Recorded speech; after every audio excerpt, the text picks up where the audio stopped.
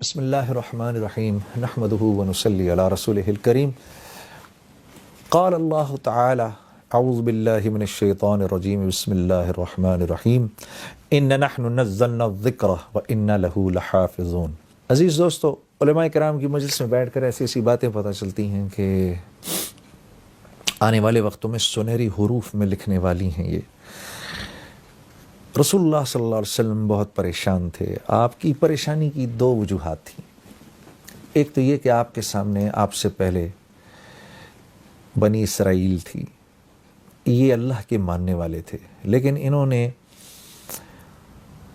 اپنے انبیاء علیہ الصلاۃ والسلام کو بڑا سخت وقت دیا۔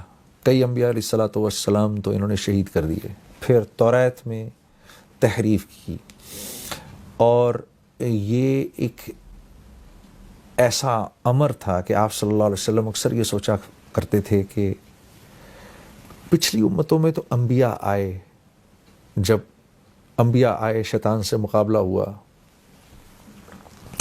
امت اللہ کے حکموں پر چلنا شروع ہو گئی، لیکن جب نبی کا انتقال ہوا تو اس کے بعد لوگوں کے ایمان کی سطح نیچے جانی شروع ہو گئی۔ پھر دوبارہ اللہ رب العزت نے ایک اور نبی کو دنیا میں بھیجا، وہ آئے اور ان کی صحبت میں رہ کر اس وقت کی امت پھر سے اللہ کے حکموں پر چلنا شروع ہو گئی۔ اب یہ میری امت ہے، میرے بعد نبی کوئی نہیں۔ اگر معاذ اللہ قرآن میں جیسے بنی اسرائیل میں ہوا، اگر اس میں کوئی تحریف ہو گئی تو اگلوں کا کیا ہوگا، آنے والوں کا کیا ہوگا؟ کیونکہ اب میری لائی ہوئی شریعت تو اب اس نے قیامت تک کے آنے والے آخری انسان کے لیے یہی ذریعہ نجات ہے۔ کوئی اور طریقہ کار جو ہے وہ اللہ کے ہاں اب قابل قبول نہیں ہے۔ تو آپ صلی اللہ علیہ وسلم اکثر اس بات کو سوچا کرتے تھے۔ تو پھر یہ قرآن کی آیت اتری، اِنَّ نَحْنُ نَزَّلْنَا الذِّكْرَ وَإِنَّا لَهُ لَحَافِظُونَ۔ میرے نبی اس کلام کو ہم ہی نے اتارا ہے اور ہم ہی اس کی حفاظت فرمائیں گے۔ تو علماء کرام فرماتے ہیں کہ یہاں اللہ رب العزت نے دو چیزوں کی حفاظت کا وعدہ کیا ہے اس امت سے، ایک ہے کتاب اللہ، دوسری ہے رسول اللہ صلی اللہ علیہ وسلم کی سنت مبارکہ۔ اسی لیے آپ نے صحابہ کرام سے فرمایا ہے میں دو چیزیں تمہارے درمیان چھوڑے جا رہا ہوں، ان کو مضبوطی سے پکڑنا، ایک اللہ کا کلام اور ایک میری سنت، جو اس پر چلتا رہے گا گمراہ نہیں ہوگا۔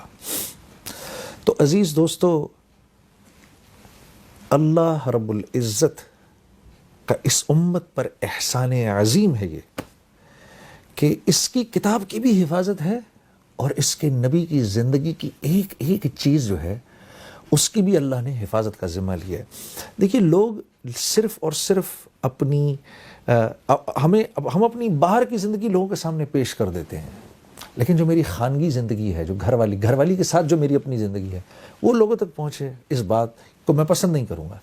لیکن کیا کہنے ہیں نبی کریم صلی اللہ علیہ وسلم کے کہ اللہ رب العزت نے آپ صلی اللہ علیہ وسلم کی جو خانگی زندگی تھی وہ بھی لوگوں کے سامنے پیش کر دی، جو آپ صلی اللہ علیہ وسلم کی زندگی جو آپ کی ازواج مطہرات کے ساتھ تھی، امت کی ماؤں کی جو زندگی تھی، اللہ رب العزت نے وہ بھی ہمارے سامنے پیش کی کہ آنے والے وقتوں کے اندر اس امت کی خواتین نے زندگی کیسے گزارنی ہے اور انہوں نے قیامت تک کے آنے والی آخری عورت کے لیے کیسے ذریعہ نجات بننا ہے۔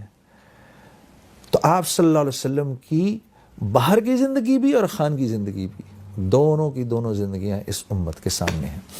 تو آپ صلی اللہ علیہ وسلم کی سنت مبارکہ کی حفاظت کا ذمہ اللہ کے ذمہ ہے۔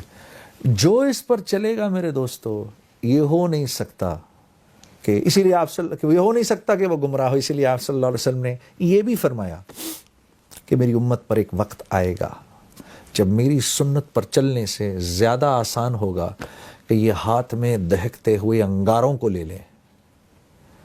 اس وقت جو میری ایک سنت کو پکڑے گا اس کو ایک روایت میں ہے کہ ایک شہید کا ثواب ملے گا، ایک روایت میں ہے کہ 100 شہیدوں کا ثواب ملے گا۔ ایک صحابی نے عرض کی، یا رسول اللہ، ہمارے شہید کہ ان کے شہید؟ آپ نے فرمایا تمہارے شہید۔ یعنی ایک صحابی کی شہادت پر جو اللہ ان کو اجر دیتے ہیں وہ اجر ملے گا اس کو جس نے اس دور میں رسول اللہ صلی اللہ علیہ وسلم کی سنتوں کو پکڑا، جب یہ سنتیں مٹ رہی ہیں، جب ان پر کوئی چلنے والا نہیں ہے۔ ایک پانی کا گلاس یہ پانی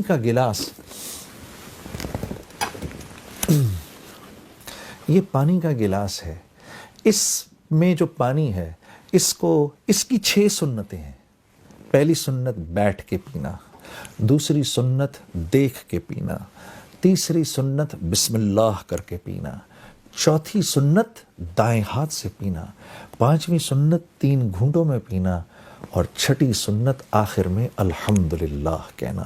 جس نے یہ 6 سنتیں پانی پینے کی زندہ کر دیں، ایک روایت کے مطابق اس کو 6 شہیدوں کا ثواب، دوسری روایت کے مطابق اس کو 600 شہیدوں کا ثواب۔